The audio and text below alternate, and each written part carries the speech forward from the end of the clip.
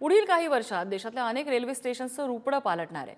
केंद्र सरकारच्या अमृत भारत स्टेशन्स योजनेअंतर्गत रेल्वे स्टेशन्स आणि रेल्वे पुलांचा पुनर्विकास होणार आहे। यासाठी पंतप्रधान नरेंद्र मोदींनी आज 554 स्थानकांच्या पुनर्विकासाची ऑनलाईन पायाभरणी केली। बघूया त्या संदर्भातला हा रिपोर्ट।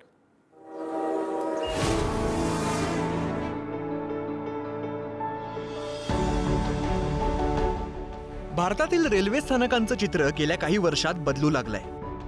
अत्याधुनिक सोयी सुविधा असोत किंवा स्वच्छता, दोन्ही बाबतीत सुधारणा होत असल्याचं चित्र दिसून येत आहे। हाच बदल अधिक वेगवान करण्यासाठी मोदी सरकार अमृत भारत स्टेशन योजनेच्या माध्यमातून रेल्वे स्थानकांचा चेहरा-मोहरा बदलण्याचा प्रयत्न करत आहे। पंतप्रधान नरेंद्र मोदींनी आज देशभरातल्या 550हून अधिक रेल्वे स्थानकांच्या पुनर्विकासाची आज व्हिडिओ कॉन्फरन्सिंगच्या माध्यमातून पायाभरणी केली। शिवाय कोट्यावधींच्या विकास कामांचं लोकार्पणही पंतप्रधानांनी केलंय। अमृत भारत स्टेशन योजना नेमकी काय आहे पाहूया। देशातील एकूण 554 रेल्वे स्थानकांचा पुनर्विकास करण्याची घोषणा करण्यात आली आहे। 2000 कोटी रुपयांचे प्रकल्प राष्ट्राला समर्पित करण्यात आलेत। भारतीय रेल्वेच्या 1500 पुलांची देखील पायाभरणी करण्यात आली आहे।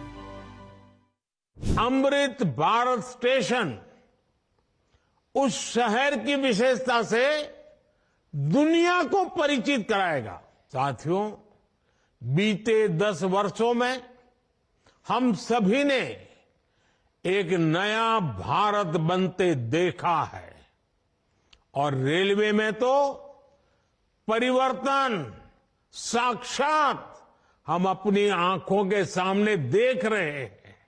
आने वाले 5 वर्षों में जब ये हजारों स्टेशन आधुनिक हो जाएंगे, भारतीय रेल की क्षमता बढ़ जाएगी, तो निवेश की एक और बहुत बड़ी क्रांति आएगी। या योजनेमध्ये महाराष्ट्रातील 56 रेल्वे स्थानकांचा पुनर्विकास होणार आहे।